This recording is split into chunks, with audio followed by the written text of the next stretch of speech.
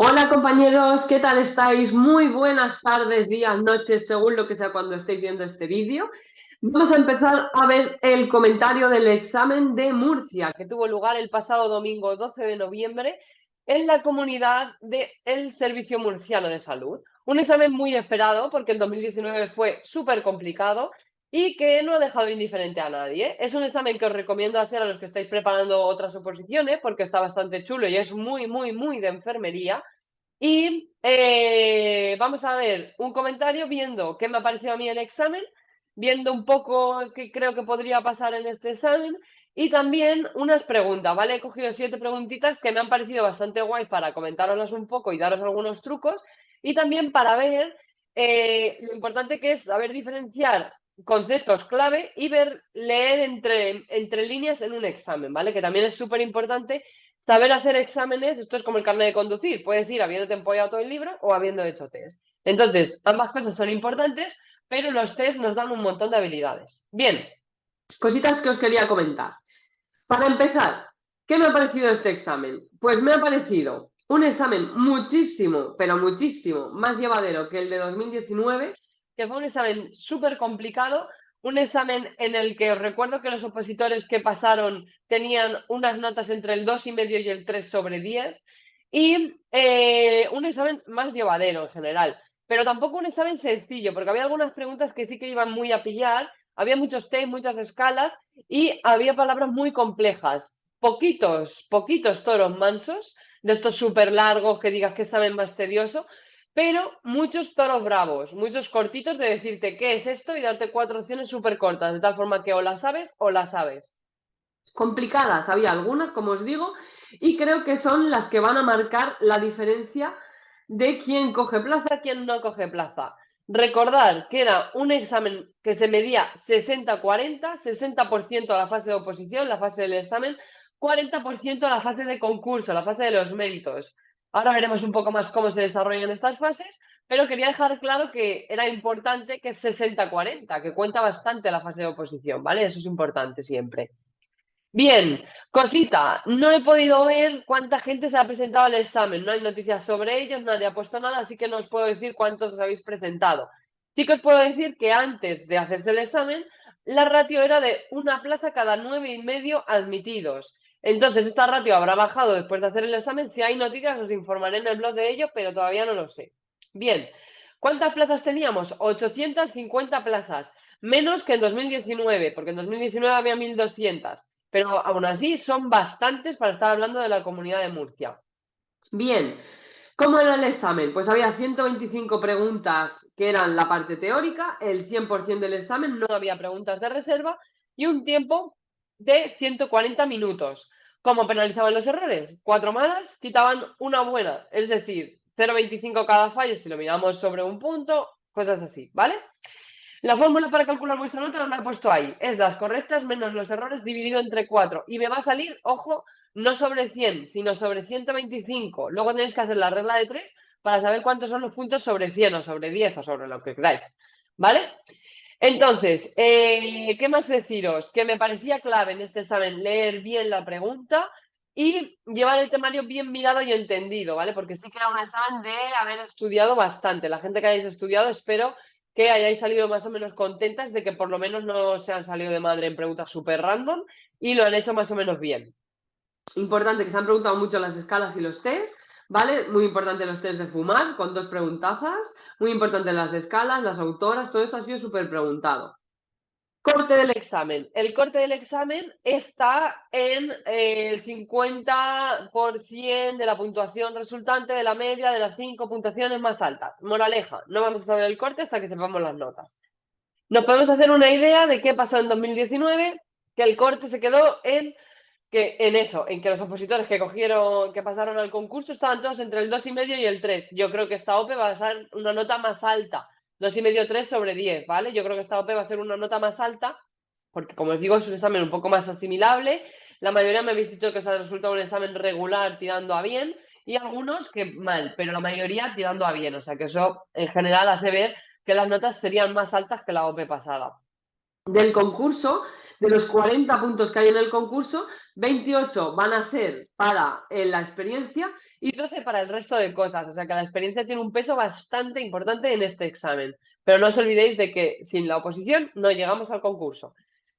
¿Y qué más deciros? Bueno, por deciros algo más de 2019, la aspirante que más nota tuvo sumando oposición y concurso tenía 77 puntos sobre 100 y la que más poquitos 44. Es decir, que la que menos puntos tenía serían unos 29 sobre 60 en el examen, es decir, sacar un 4,83 en el examen. Simplemente con un 4,83 en el examen de 2019 y con 0 méritos se cogería plaza. ¿Qué pasa en este examen? No lo sabemos. Ya os iremos contando cuando sepamos más cositas.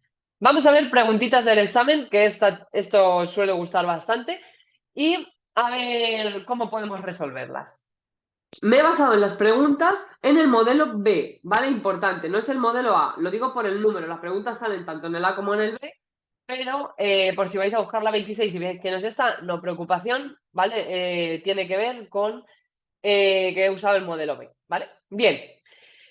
Primera pregunta, tiene que ver con el tabaco, las escalas del tabaco, súper importantes. El test más conocido y usado para medir la motivación para dejar de fumar es el test de Fagerström, el de Glover-Nilsson, el de Richmond o ninguno es correcto.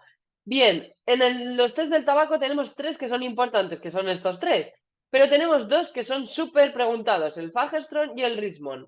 Y una palabra clave que tenéis que tener para resolver esta pregunta es fijaros en la palabra motivación. ¿Por qué? Porque la motivación, quien nos la da es Richmond. Con el ritmo nos motivamos. Así que veniros arriba para contestar esta pregunta pensando en el ritmo y tendréis Richmond, ¿vale? Yo siempre digo en clases en plan tonto diciendo Richmond, mon, y así os quedáis con que mon tiene que ver con la motivación. Mon no me cabe en Fagerström, mon me cabe en Richmond, ¿vale? Ahí la lleváis.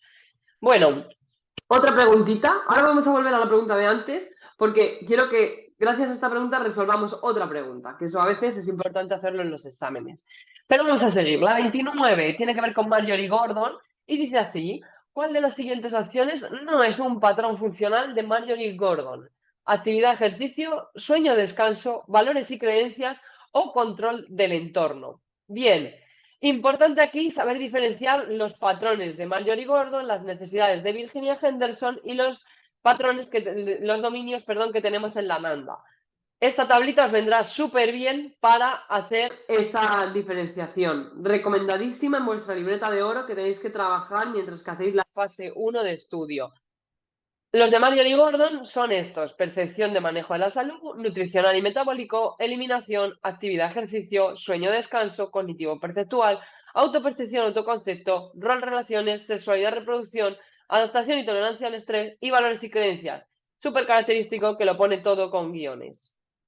¿Por qué os digo lo de los guiones? Porque si vuelvo a la pregunta, la A y la B podría dar por hecho que son correctas, porque además de ser súper básicas y ser necesidades que seguro que tienen en cuenta, tienen un guión. Valores y creencias podría dudar un poco, pero si lo pienso le podría plantar ahí el guión, me podría cuadrar. Sin embargo, control del entorno, ¿a quién me suena? ¿A quién me suena el entorno? El entorno me suena a la madre de la enfermería, a Florence Nightingale, y efectivamente es la respuesta incorrecta. Control del entorno no tiene nada que ver con Marjorie Gordon, esto tiene más que ver con la señorita Florence Nightingale, así que esta sería la respuesta incorrecta, que es lo que estábamos buscando. En todas las preguntas os voy a poner en color amarillo lo que yo subrayaría el día del examen. Súper recomendable que os llevéis un boli amarillo para marcar el enunciado de las preguntas lo importante. Así en los toros mansos nos quitamos paja y nos quedamos con lo importante. Bien, siguiente pregunta, la 30, también del tabaco. En relación con el hábito tabáquico, ¿qué test es el que evalúa la dependencia física? Me dicen el Russell, el Nuez, el Prochaska y Di Clemente y el Fagerström. Prochaska y Di Clemente lo podría descartar directamente porque esto tiene que ver más con los cambios de conducta, ¿no? Nos acordamos de todo eso de la precontemplación, contemplación, preparación, acción, etcétera.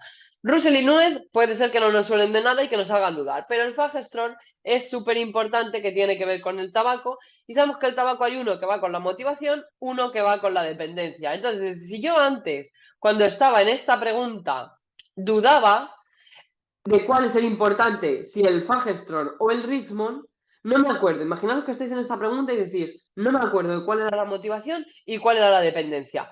Pero resulta que luego voy en la otra, que me preguntan por la dependencia y solo sabe el fagestrol, que es el importante del tabaco. Pues si en dependencia va a ser el fagestrol, en motivación el otro. Y ahí tenéis la respuesta correcta, ¿vale? Quería poneros esta pregunta para que vierais cómo una pregunta me ayuda a resolver la otra, ¿vale? A veces pasa, a veces no, pero para que lo tengáis en cuenta. Ahí lo tenéis, ¿vale? Que a veces una pregunta me ayuda a resolver otra. También esto, recordad que nos pasaba en Andalucía algo parecido con el índice de Proud, etcétera, que era súper llamativo, del Profund, ¿vale? Bien, vamos a seguir. Al valorar el patrón respiratorio de un paciente, identificamos un ciclo regular con un aumento de la frecuencia y profundidad de las respiraciones, alcanzando un nivel máximo y luego descendiendo de forma gradual hasta llegar a la apnea. Este patrón respiratorio, ¿cómo se llama? ¿Yo qué haré aquí? Dibujarme lo que me está diciendo al lado de la pregunta. Una subida, una bajada, una pausa. Una subida, una bajada, una pausa. ¿Qué patrón es este? Hiperventilación, Kussmaul y Cheyne-Stokes o Beyond. Bien, hiperventilación me lo podría cargar. ¿Por qué? Porque una hiperventilación no es un patrón respiratorio, es simplemente que ha aumentado la profundidad de las respiraciones. Entonces, perdón, que os doy la respuesta. Perdón, que pensaba que la tenía tacha. Hiperventilación me la cargo y me queda Kussmaul, Cheyne-Stokes y Biots, que son los 3 patrones respiratorios más preguntados. Bien, así rápido. Kussmaul, acordaros, muchas S, el Kussmaul, muchas S. Es como una hiperventilación que se mantiene, no hay apneas. Las S las tuerzo y eso es el Kussmaul. Y el Biot es un periodo en el que me encuentro cosa desorganizada apnea, cosa desorganizada apnea, cosa desorganizada apnea. Como si la B la giro y tengo una cosa apnea, una cosa apnea, una cosa apnea, pero desorganizada, acordaros, eso es muy importante. Pero sin embargo, el chain stock, ¿cómo es la respiración? Pues es una respiración donde es súper importante que tengo 2 palabras. Voy a tener 2 ritmos, uno de subida y uno de bajada. Y voy a tener una pausa, que es el guión. Subo, bajo, pausa, subo, bajo, pausa. Es por quien nos están preguntando. Aquí tenéis una imagen, ¿vale? Que es como os lo suelo explicar en clase. Recordad también que chain stock, que empieza por C, tiene que ver con las cosas de la C. Coma cerebral, insuficiencia cardíaca, insuficiencia renal descompensada. Todo tiene que ver con la C, que ocurre la respiración de chain stock. Y ahí tenéis, acordaros, dibujarlo, hacer lo que queráis. Pero acordaros de que chain stock es el que sube, baja, apnea. Sube, baja, apnea. Bien, vamos a seguir. Ahí os he puesto cómo descartamos hiperventilación y dudando entre los 3 nos quedamos con chain stock, ¿vale? Que era la correcta. Siguiente pregunta. El valor numérico que indica la diferencia entre el valor máximo y el valor mínimo de una población o muestra, ¿cómo se denomina? Varianza, desviación típica, rango o coeficiente de variación. Bien, esta es una pregunta donde era muy importante saber las medidas que tenemos, ¿vale? Esta pregunta la vamos a tener, no sé ahora mismo en qué tema estaba, si en el de investigación o en el de bioestadística o salud pública, tengo un poco de cacao en qué tema está, pero es súper importante saber la diferencia. La primera parte son como las medidas básicas, que es la típica de media, mediana, moda, etcétera. Luego tenemos las que miden la dispersión, ¿vale? Que ahí es donde está la varianza, la desviación típica, el rango y el coeficiente de variación. Y luego tenemos las de posición, que es donde están los cuartiles, deciles, etcétera. Entonces, esto está todo dentro de eso, pero ahora vamos a ver dentro de eso qué es lo que me están preguntando. Aquí lo que me piden es la diferencia entre el máximo y el mínimo. Es decir, yo tengo una serie de números, un 1, 3, 7, 8, 9, 10, y cojo y me dice 10 menos 1, ¿qué es? Sería varianza, desviación típica, rango o coeficiente de variación. La varianza y la desviación típica, si os recordáis por los signos, una es la omega y otra es la omega al cuadrado. Y son fórmulas matemáticas que dentro de esa fórmula tiene que si raíz cuadrada, que si división, que si movidas, etc. Por lo tanto, no van a ser ninguna una resta y algo tan básico. Así que me puedo cargar la opción A y B. Y el D, que dice coeficiente de variación, ese coeficiente a mí me suena un poco a división. Entonces, si es un coeficiente, probablemente sea una división, probablemente no va a ser una resta. Por lo tanto, solo me queda la opción del rango, ¿vale? Esa es la opción correcta. Y ahí tenéis un ejemplo de cómo hacerlo, ¿vale? En la serie de 1, 5, 7, 8 y 30, el rango sería 30, que es el número más grande, menos 1, que es el número más pequeño. Y la solución, el rango, sería 29. Vale, espero que haya quedado claro. Más o menos hemos visto un poco esto. Acordaos que la media es sumarlos todos y dividirlos entre los que son. La mediana, colocarlos y coger justo el de en medio si es impar. O los dos de en medio, sumarlos y dividirlos entre dos si es un número par. Y la moda, el que más se repite. En este caso no habría ninguna moda en esta serie que os pongo, porque ninguno se repite. Si por ejemplo fuera 1, 5, 5, 7, 8, la moda sería 5 porque estaría repetido 2 veces, ¿vale? Es el que más se repite. Bien.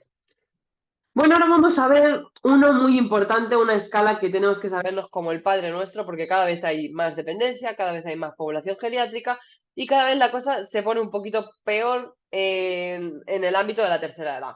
Entonces, es más preguntado y es más importante. El ZARI, una súper importante tanto en el EIR como en oposiciones. El ZARI es una escala que mide la sobrecarga del cuidador y que se valora por puntos. Entonces aquí me dice, en referencia a la escala de sobrecarga del cuidador de ZARI, si obtenemos un resultado de 46, ¿qué nos indica? A, no hay sobrecarga. B, sobrecarga intensa. C, sobrecarga leve. O D, cuidador desbordado. Bien, sin tener así mucha idea, yo lo que puedo saber es que el ZARI coloca a la gente en no sobrecarga, sobrecarga intensa o sobrecarga leve. Por lo tanto, me puedo cargar la opción D directamente, sin saber nada de números, ¿vale? Y luego, ¿qué más puedo saber sin saberme los números exactos? Pues si es una escala positiva o negativa. Ahora vamos a ver más sobre esta escala, ¿vale? Esa me la cargo y me vengo a la escala de ZARI. La escala de ZARI es una escala positiva, como veis en este cuadro, ¿vale? Cuanto más puntos tenga, peor estará el paciente. Eso es lo que significa que una escala es positiva. Acordaos, P de positiva, P de peor. Cuantos más puntos, peor. Y N de negativa, la N de quién está cercana al alfabeto, de la M. Pues cuantos menos puntos más puntos tenga, la negativa es que cuantos más puntos tengo, mejor está el paciente. Entonces, el ZARI hemos dicho que es positiva, por lo tanto, más puntos, peor está el paciente. Aquí me decía que tenía 46. 46 son bastantes puntos, pero la clave aquí está en hasta cuánto llega el ZARI. El ZARI son 22 ítems y son tipo Likert. Van desde el 0, que significa nunca, hasta el 4, que significa siempre. Y eso lo voy marcando en todos los ítems. Por lo tanto, ¿de cuándo a cuándo va el ZARI? Pues de 0, si he marcado 0 en todas las opciones, a 22 por 4, 88, ¿vale? Entonces, yo puedo pensar, si no tengo ni idea, que 46 es un número muy alto, pero si sé que el ZARI son 22 ítems y van del 0 al 4 y lo máximo es 88, ya 46 no me parece tanto. ¿A qué quiero llegar con esto? Porque así ya me he cargado la opción de sobrecarga intensa. Y mi duda va a estar entre no existe sobrecarga o sobrecarga leve. En este examen era clave diferenciar, descartar preguntas para poder hacer que mi pregunta, en vez de tener 4 opciones, tuviese 3 y mejor aún si tiene 2. Cuando tiene 2, lo suyo es contestar, porque por estadística vas a acertar más que a fallar. O sea, es verdad que tú puedes decir, ya, pero me lo estoy jugando y no tengo ni idea. Pero es que por estadística vas a acertar más. Si tienes encima técnica de test, encima has estudiado y tienes el pálpito de decir, va por aquí, fijo que esa la vas a acertar más. Así que juégatela. También os digo, este examen, a veces me preguntáis, por favor, Ángeles, ¿cuál es? ¿Cómo me juego o no me juego? ¿Qué hago? No, eso no va así. Esto va de que si el examen es muy complicado, los demás se van a dejar muchas preguntas o van a jugar a lo loco y van a fallar un montón, pues déjate más preguntas. Pero si el examen es mediano o asequible, contesta todas las que puedas, ¿vale? No sé si me habéis pillado por dónde voy, espero que sí, pero es importante diferenciar esas dos cosas porque no es lo mismo un examen que es súper sencillo que un examen que es súper complicado. En el súper complicado no te juegues todas y no pasa nada porque te dejes preguntas, pero en el súper fácil no te dejes porque los otros te van a adelantar, ¿vale? Bien, entonces, dudamos entre esas dos, pues aquí los números que son claves aquí son 46 y 56. ¿Por qué? Porque entre 46 y 56 voy a tener la leve, por debajo es que no, y por encima es que mucho. 46, 56. El Zarit es la escala del 6. Entonces, 46, 56. Y aquí justo me dice 46. Pues entre 46 y 56 tengo la leve, ¿vale? Esa era la respuesta correcta. Acordaros, el Zarit es positiva, va de 0 a 88, importante 46 y 56, y que son 22 ítems, que también lo han preguntado. Aunque del 22 os podéis acordar fácil si miráis la Z de Zarit, que parece un 2 y pensáis que son dos doses, ¿vale? Ya tenéis el 22. Bien, bueno, vamos a ver otra preguntita. Me dice, sospechamos fractura de base de cráneo si encontramos A, midriasis, B, signo de Battle, C, anisocoria o D, signo de Murphy. Vale, si conocemos un poquito los signos abdominales, sabemos que el Murphy es abdominal. Poco va a tener que ver con la cabeza, me lo puedo cargar. Puedo entender la duda entre midriasis, Battle y anisocoria, porque la midriasis y la anisocoria de las pupilas pueden tener que ver con el cráneo un poquito. Pero el signo de Battle es uno súper característico de la fractura de base de cráneo. Es una de las características, de las 4 características que encontramos en esta fractura. Acordaros, base, Battle, base, Battle, base, Battle. Decíroslo las veces que queráis, pero que no se os olvide que tiene que ver. Aquí tenéis las 4 cosas características de esa fractura de base de cráneo. Una es el signo de Battle, es una equismosis retroauricular que aparece, es como un cardenal que aparece justo detrás de la oreja. Ese es el signo de Battle. Otra cosa característica son los ojos de mapache, esos ojos llenos de moratones que aparecen alrededor de los párpados, todo lleno. Pues eso serían los ojos de mapache y también son característicos de la fractura de base de cráneo.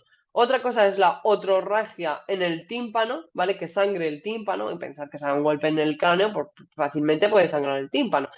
Y otra es que aparezca otolicuorrea o el rinolicuorrea, que el líquido cefalorraquídeo salga por las orejas o por la nariz. Eso también puede pasar. ¿Y cómo sé si lo que sale por la nariz es líquido cefalorraquídeo? Pues haciendo una tira de glucosa, porque el líquido cefalorraquídeo tiene la glucosa súper alta, ¿vale? Entonces ahí se puede observar. Bien, esos serían los signos de fractura de base de cráneo, ¿vale? Y hasta aquí es donde quería llegar explicándoos un poquito de las preguntas del examen. Vale, ahora os voy a hacer una pequeña conclusión y ya acabamos esta clase. ¿Qué creo yo de este examen? Pues creo que las preguntas que había súper complicadas van a ser las claves para pasar a la fase de concurso. Creo que el corte tampoco será excesivamente alto porque nunca en un examen, ¿cómo decirlo? Porque hay gente que dice, ah, sí, es súper fácil, va a haber notazas. Sinceramente, yo he visto exámenes fáciles, exámenes difíciles, exámenes medios y no se ven notazas. Porque siempre hay preguntas que marcan la diferencia. No sé si me entendéis, pero quiero deciros, ir al examen que queráis, que alguien os haya dicho que es fácil y buscarme los dieces y contarme los dieces y cuando encontréis 20 dieces entre 100 opositores, entonces os diré que ha sido un examen regalado. Pero eso no suele pasar en una oposición porque nadie regala nada, ¿vale? Entonces, siempre hay algunas preguntas complicadas que marcan la diferencia y creo que aquí va a pasar eso, ¿vale? Creo que es importante que en esas hayáis sabido descartar, que hayáis sabido tirar y que hayáis contestado.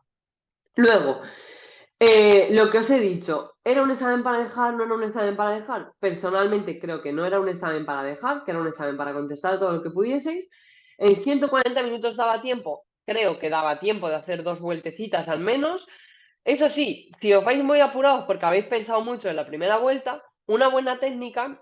Yo la verdad que soy doña colorines, entonces cuando voy a un examen me llevo el amarillo para el título, el verde, rosa y azul para las preguntas, ahora os explico cómo, y el bolígrafo normal para poner las respuestas. ¿Cómo voy poniendo esos colores? Bueno, el amarillo en cada pregunta lo voy poniendo. Y luego el verde, naranja y azul, lo que hago es naranja o rosa, ¿vale? Tampoco nos volvamos locos, no pasa nada sino rosa. El verde en las preguntas que he respondido a la primera y que estoy segura. Entonces, esas preguntas yo me la marco de verde y si en la segunda vuelta yo voy apurado, no hace falta que las repase porque estaba segura desde el principio, entonces no pasa nada, no necesito perder ahí el tiempo. El azul, ¿para qué? Para las preguntas NPI, las grandes ni idea. Pues esas preguntas las marco de azul. Y en la segunda vuelta, no las miro, las ignoro y me las dejo. Y paso de ellas, porque no tengo ni idea, porque dudo entre las cuatro, porque no he oído esto en mi vida. ¿Y qué pasa aquí, Julio? Entonces cojo y me las marco de azul y me las dejo, ¿vale? Y las rosas, perdón, o naranjas, ¿para qué? Para las que dudo entre dos o necesito más tiempo. Y así yo acabo esa primera vuelta. Yo suelo hacer la primera vuelta en orden, en plan de la 1 a la 125, y la segunda vuelta la empiezo al revés. Voy de la 125 a la 1. Y si tengo prisa, solo miro las rosas. De la 125 a la 1 mirando solo las rosas. Y si no tengo prisa, voy mirando también las verdes. Pero de las azules nunca. Esas ya las hemos dejado tiradas ahí en el olvido. Y así lo voy haciendo. ¿Cómo pasan las preguntas? ¿Las paso todas al final? ¿Las voy pasando por hoja? ¿Las paso cada 20? ¿Las paso...? Yo las pasaba por hoja, es decir, acababa una hoja del examen, la pasaba a la hoja de respuestas. Acababa una hoja del examen, la pasaba a la hoja de respuestas. Si hacéis cada 10, vais a estar más pensando, ay, ya estoy en la 10, tengo que pasarla, que en lo que estáis. Si lo hacéis al final, corréis el riesgo de que os pille el tiempo y no os dé tiempo de pasarlo. Entonces eso, súper importante. Y ya estaría, ¿vale? Y luego, importante también la parte del concurso, ¿vale? El concurso es lo que vendrá después. Ahora tenéis unos días, ya han salido hoy las respuestas correctas, tenéis unos días para lo que es hacer impugnaciones del examen. También importante no volverse loco, no porque alguien quiera impugnar una, impugnarla, sino pensar si vosotros la tenéis bien, pensar si la tenéis mal, si os interesa, si no os interesa. Ya está, o sea, no os preocupéis. A los que sois alumnos de la academia, recordad que tenéis la plataforma todavía 15 días, utilizar a la tutora, preguntarle cosas que os ayuden, que no pasa nada, que estamos para eso, ¿vale? Y luego, después de esas impugnaciones, volverán a subir las hojas, lo que es la planilla con las respuestas definitivas. Y ahí se abrirá el tiempo para echar los méritos. No me acuerdo exactamente cómo se hacía en Murcia, si era telemático, si era presencial en registro, etcétera. Pero bueno, ya os iré informando, os iremos contando cómo se va haciendo y os lo iremos diciendo, ¿vale? Importante eso, que de los 40 puntos, 28 sean experiencia, es muy importante porque es un peso clave, ¿vale? Entonces, pero bueno, no os agobiéis si tenéis poco concurso, ya está. O sea, seguro que a lo mejor no tenéis mucha experiencia, pero sí que habéis hecho cursos o tenéis investigación y ahí podéis completar un poco. O habéis hecho un muy buen examen. A veces se coge la plaza con un muy buen examen y un bajo concurso. A veces ocurre, no sería el primer caso, ¿vale? Entonces, tranquilidad y paciencia, ¿vale? El post-examen siempre, siempre, siempre es peor que el examen, por muy mal que lo hayas pasado en el examen. Porque tienes los nervios, porque tienes el a ver qué les pasa a los demás, a ver en cuánto es el corte, a ver cuáles se impugnan, a ver cómo avanza esto, a ver si sale el concurso, a ver si resuelven, a ver si firmamos. Y es todo un desastre hasta que llega el día de la toma de posesión en el que firmas tu plaza y por fin dices, se acabó, ya estoy tranquilo. Así que no os agobiéis, mucha tranquilidad estos meses o estos años en los que tarden en resolverse la OPE. No tiréis la toalla ni dejéis de luchar por vuestros sueños. Estamos en un tiempazo de OPEs en el que están saliendo exámenes en muchísimos sitios, así que aprovechad. Sé que esto que voy a decir a lo mejor nos gusta, pero no dejéis de lado el estudio del todo, porque siempre viene bien seguir repasando, seguir haciendo cosillas de vez en cuando, no agobiados en modo 100% porque necesito la plaza, porque tengo que ponerme a estudiar, pero sí en el sentido de decir, bueno, pues a lo mejor me presento a otra OPE en otro sitio, o a lo mejor me hago el ir por hacerlo, o a lo mejor hago esto por hacerlo, pues voy a hacerme un test, o voy a mirarme este tema, o mira qué libro tan bonito ha salido, o mira que esto. Esas cosas os pueden venir bien, pueden... Es un poco, no sé, el camino del opositor como que... Yo es que hasta cuando conseguí la plaza hasta lo echaba de menos, lo de estudiar. O sea, yo es que soy muy friki, ya lo sé. Pero, pero no sé, que no lo dejéis del todo porque si consigues tu plaza, genial, pero si no consigues tu plaza, a lo mejor tienes que retomarlo y luego es más difícil, ¿vale? Entonces, ahora que tenéis una base, no la perdáis y recordar que la plaza está ahí y que está a vuestro alcance, ¿vale? Bueno, chicos, pues hasta aquí llegaría esta clase de repaso del examen de Murcia. Espero que os hayan venido bien mis consejos, que os hayan gustado, que os hayan gustado los trucos y que tengáis muchísima suerte en este proceso, ¿vale? Ahora sí que sí, es cuando os deseo suerte. Ya sabéis que yo no deseo suerte en los exámenes, ahí deseo trabajo y ahora en el posope es cuando os deseo la suerte, que dentro de lo que cabe estéis en vuestro lugar, que no os adelanten el resto de opositores y que os salga lo mejor posible. Vale, un abrazo enorme, nos vemos por las redes y por una enfermería y espero que se os dé todo genial. Hasta luego.